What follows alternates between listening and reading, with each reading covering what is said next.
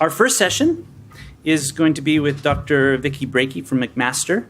She's asked, given me permission to condense her bio, so I'm going to leave out some of it. I'm going to leap right to, she's a pediatric hematologist oncologist at McMaster, providing clinical care to children with cancer and blood disorders. She's an enthusiastic teacher for patients, parents, medical students, residents, and fellows.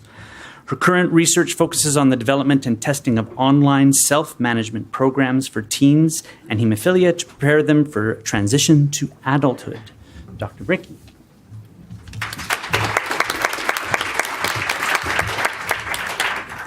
I'd like to thank the Planning Committee for inviting me today to present what really has been the work that's been a passion for me since my clinical fellowship at the Hospital for Sick Children. I'm going to give an overview of a project that some of you will have heard of before, a little bit of background information, and then an update on where we are today. So as many of you know that work with young people, adolescence is a difficult time for teens, especially for teens that have chronic or inherited diseases.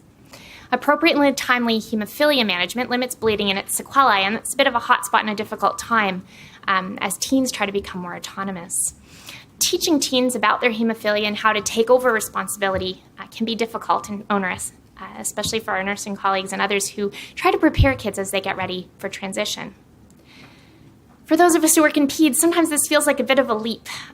Kids who we've looked after since they were infants, joints that we've protected, and discussions we've had to take care of these patients makes this transition difficult, not just for the teens and their families, but sometimes also for the healthcare providers. Transition has lots of definitions and meanings to different people and in the literature. I like to think of it as a shift of responsibility from the parent to the teen. In some centers, like at Sick Kids where I trained, it's a physical transfer from a pediatric center to, in that case, to St. Mike's to an adult center. But at MAC where I work now, there's actually no transition of physical space, but instead a different physician with a very similar, usually continuity in the multi-D team. The two keys for successful transition are developing both knowledge and skills. At a previous meeting, I talked a little bit about the early work that we did in this area that started back in 2009 when I was still a fellow. We started with a needs assessment that included a review of the literature, and some interviews with teens, as well as some surveys. The second step was development of a website, which I'll show you a little bit about, and the usability testing of that program. And the third step was a feasibility study in which we randomized patients to try and determine if the project was, or if the program we developed was interesting to teens, if they were satisfied by it, and if it helped them.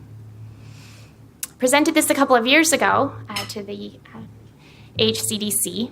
I highlight Dan Ignis, who was at that point our research assistant, who was a young man with hemophilia, who was instrumental, and he was really the heart of the development of the program. So I'll highlight Dr. Blanchett, who was my mentor through my clinical training. The intervention itself was an 8-line module that was developed as an online learning intervention designed to target teens with hemophilia. It had comprehensive content, some of which was hemophilia specific, and some were general topics just relevant to transition of care. This is a screen capture of the front page. We worked hard to try and make this appealing. We had lots of end user input, specifically making it something that they would want to spend some time looking at. And we used sort of a graphic novel approach, and there were videos with every different model along the way. We put in some cartoons and things that were active, and so I can't point, but that little soccer player down at the bottom was part of a cartoon, and it was a click-through where they could kind of get a different story. So if they weren't into reading the black and white text, they would have different ways to interact with the program itself. Similarly, we had different modules and things that explained things in ways that we thought kids might understand better, and so we had this football analogy that explained a little bit about how inhibitors worked as an example. We used lots of graphics, lots of interactive components. The pilot study was run in Toronto, Hamilton, and Montreal. We randomized kids to either the online program with a weekly call from a coach or to the status quo at their center with a weekly check-in call. It was a feasibility study to see if it would be reasonable to study this as a randomized control trial. The eligibility criteria are listed. We looked to see if kids were willing to be randomized, and if they were randomized to the intervention arm, if they would complete all of the modules as well as the outcome measures. In the control arm, we looked, again, just to see if they would be willing to start and finish the project and do the outcome measures. And we looked specifically at attrition in both arms. As far as the outcome measures, we gathered some descriptive statistics, specifically interested in seeing how long they spent going through the modules and the website traffic, where they spent the most time and what their interests were. And the outcome measures that we used are listed that included a knowledge test that we had to develop based on the WHO education, the chocolate, which is a quality of life tool that had been developed by our Canadian colleagues, Kids and Nancy Young, a self-efficacy measure, an adolescent self-management tool, which was a transition readiness score, and then a list of satisfaction questions that we thought would help us to understand what they liked or didn't like about the program. 70% of kids that were approached agreed to participate in the study. And of those, 29 participants completed the baseline measures and were randomized. Attrition, as we worried, in the control group was difficult because they weren't really getting much out of it. So even though we told them that at the end of the program, if they were randomized to the control group, they would have access to the website, we lost a lot of those kids along the way. And we lost 4 out of 16 in the intervention group. As far as compliance goes, once we got the kids on, they tended to complete and enjoy the program. The participants received a mean of 3.5 phone calls per week with an average duration of almost 17 minutes. Sometimes they stayed on the phone for up to as long as over half an hour. And 17 out of the 18 kids completed all of the post-program outcome measures, which we thought were pretty successful. It took them an average of 34 minutes. All of the kids that participated enjoyed the program, and almost all of them said they would recommend it to a friend.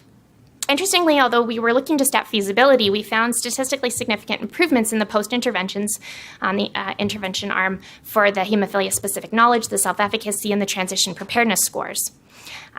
As we sort of expected, we didn't improve pre-transition quality of life, and that really wasn't our goal, so this was a good proof of principle. We were limited, obviously, by the sample size and the representativeness, only using 3 locations. There was a high dropout, especially in the control arm, and we had to use a non-validated hemophilia knowledge tool. What was unclear was what role the coach played in the success of the intervention. We did wonder at the end if it might be the coaching itself that provided the education and the learning to the teens. We felt that the results suggested a benefit to the program. The study design was feasible with minor adjustments to the protocol. And the coaching was found to be quite labor-intensive, but teens liked it, and we wondered what the role might be for peer support. At that time, for me personally in my career, I had moved to McMaster. I'd started a junior faculty position. And when we kind of ran the numbers, we would have needed to enroll patients both in Canada and the United States. It would have cost somewhere in the realm of about $2 or $2.5 million to run this as a full randomized control trial. So we thought a little bit more broadly about what we might do to actually get this to the teens as soon as possible. The website migrated from a research platform to a live prep platform in 2015. We launched it at the CHS in 2015 with bookmarks and some Facebook PR. The website's listed there. And then additionally, we've created an educational package that was rolled out as a transition toolkit and delivered to the pediatric programs just this year to the nurses and the social workers that work with these kids. We dug a little deeper on the idea of peer support, knowing that there is literature to support that peer mentoring can really provide meaningful social support and improved health outcomes in kids with chronic diseases. Some colleagues in Toronto had developed an online Skype-based peer mentoring program for teens with chronic diseases that had been well-published and well-received, and we wondered if we could adapt something like that to our teens. And given the popularity of the coaching on the Teens Taking Charge randomized control trial that we ran and the culture of the hemophilia community, we wondered if peer mentoring could be a successful way to provide support to our teens. Dug a little deeper into the coaching literature and found some evidence to suggest that there might be a role along the way to have some support built in. I think many of us in the room take these roles as listener and educator and coach seriously when dealing with adolescents, but we often don't have the time that we need to really dig deep and build the relationships and provide the day-to-day support. We came up with an idea to consider how we might support peer mentoring in our population. We started with a qualitative needs assessment. We had Vanessa joined our research team, and we had some colleagues from Sick Kids help as well. And we got some funding through the 2015-16 CHS Novo Nordisk Psychosocial Research Program grant. This is a qualitative study that we wanted to dig deep and get the input from young people with hemophilia as to if they would like the idea of peer mentoring and how they might think it would work for them, knowing that this population is a little bit different to other young people that had been studied in. We did iterative cycles of audio-recorded, qualitative, semi-structured individual interviews, and we had some help from some qualitative research colleagues in the deep analysis, trying to see the emerging themes that were reflected. Participants felt that peer support was an important idea. As one 20-year-old said, "I think the mentorship sessions would make kids more open about hemophilia, to talk about it, to talk to their friends about it, making them feel like they're not alone. You could say, like they're not the only ones. Build inclusion." A younger boy said, "Peer mentoring would result in people really having a sense of community about their hemophilia, because alone we're just hemophiliacs, but together we're a social group. We're a community that's helping each other." And so we gathered all of this information, first to see just if they thought this would be a good idea and how it would work for them. And they also commented a lot on program design. They expressed opinions on the flexibility and delivery, what sort of content they would look for, the frequency of sessions, the length of program. And they had lots of opinions, some very similar and some a bit different, just around how they would like to see this unfold. But overall, everyone thought this would be a positive medium for connecting peers with role models and building their knowledge in transition. Participants identified some potential challenges, which were quite in keeping with the literature that already exists. Worries about scheduling issues, some around comfort of level of disease discussion, and certainly from some of the young adults, we heard that they felt they would need some very clear training. Not that they didn't feel comfortable in their knowledge, just that they weren't really sure how to share it. And we had heard that previously in talking to teens, that they found it hard to tell others about their condition. They also had expressed some concern about how to make the right match between mentors and mentees, and we certainly will have to consider that moving forward. So in summary, the adolescents expressed an interest in peer mentoring and had a lot of insight into a future program design.